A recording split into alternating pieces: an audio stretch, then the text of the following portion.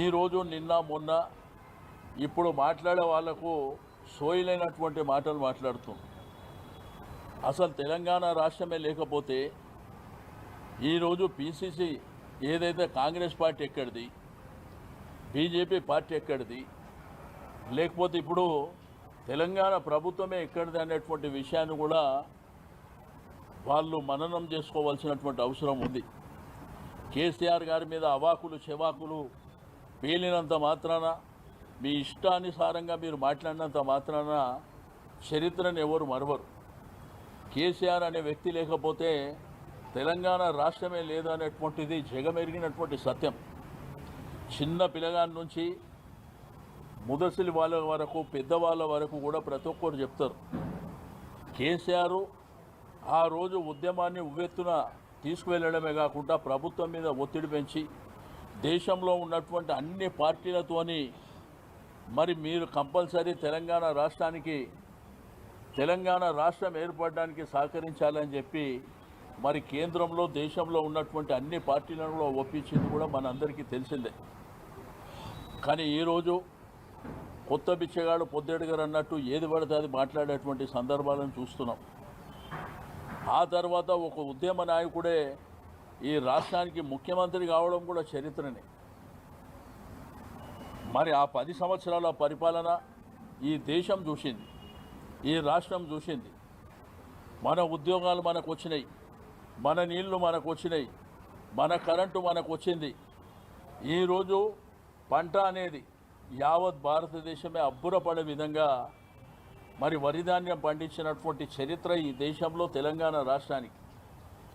దాంతోపాటు మన రెవెన్యూ, మన బడ్జెట్ ఆశ్చర్యపోయారు. ఒకప్పుడు ఆంధ్రప్రదేశ్ రాష్ట్రానికి 63 లక్షల కోట్ల బడ్జెట్ ఉంటే తెలంగాణను కలుపుకొని ఈరోజు 3 లక్షల కోట్ల బడ్జెట్కి వెళ్ళిందంటే అది కేసీఆర్ గారి పుణ్యమో కాదో ఒకసారి ఇప్పుడు మాట్లాడుతున్న వాళ్ళు గుర్తుపెట్టుకోవాలని చెప్పి నేను ఈ సందర్భంగా తెలియజేస్తూ ఉన్నాను. ఈరోజు ఎన్ని అద్భుతాలు జరిగినాయి ఈ రాష్ట్రం లోపల. నిరుద్యోగులకు ఉద్యోగాలు ఇవ్వడంతో పాటు ఈ రాష్ట్రంలో ఉన్నటువంటి ఉద్యోగాల జీతాలు భారతదేశంలో ఎక్కడ లేని విధంగా జీతాలు పెంచినటువంటి చరిత్ర కేసీఆర్ గారి నాయకత్వంలో జరిగినటువంటి.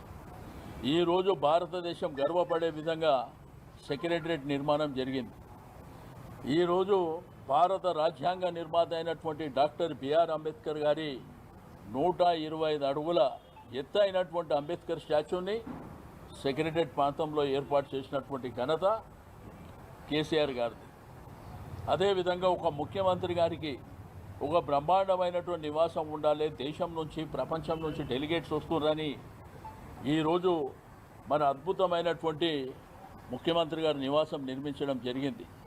దాని మీద సంస్కారం లేని వాళ్ళు విమర్శించారు.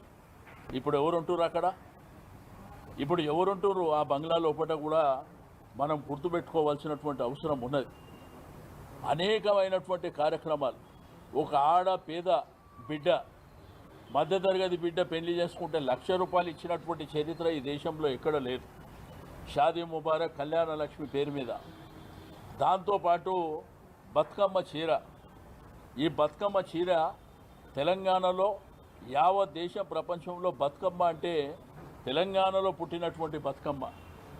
నీళ్లు లేక, నిధులు లేక, మరి పండించినటువంటి పంటకు గిట్టుబాటు రాకపోతే ఆడపిల్లలందరూ, కూతుర్లు, తల్లులు, పెద్ద మనుషులందరూ కూర్చొని ఆ చెరువుగట్టు దగ్గర కానీ ఆ పొలంలో కానీ కూర్చొని మా బతికెట్ల బతుకమ్మ అని పాటని స్టార్ట్ చేసింది అక్కడ.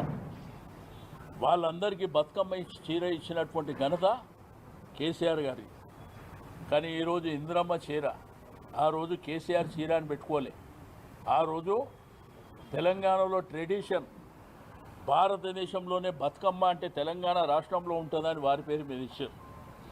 ఈరోజు హైదరాబాద్ సిటీలో మన దేశమే కాదు ప్రపంచం నుంచి ఎంతోమంది బతకడానికి హైదరాబాద్ వచ్చినప్పుడు, లేకపోతే పిల్లలు కాలేజీలలో కానీ ఉద్యోగాల కోసం వచ్చినప్పుడు వాళ్ళ కడుపు నిండా భోజనం పెట్టాలని 5 రూపాయలకే అన్నపూర్ణ అనేటువంటి భోజనాన్ని ఏర్పాటు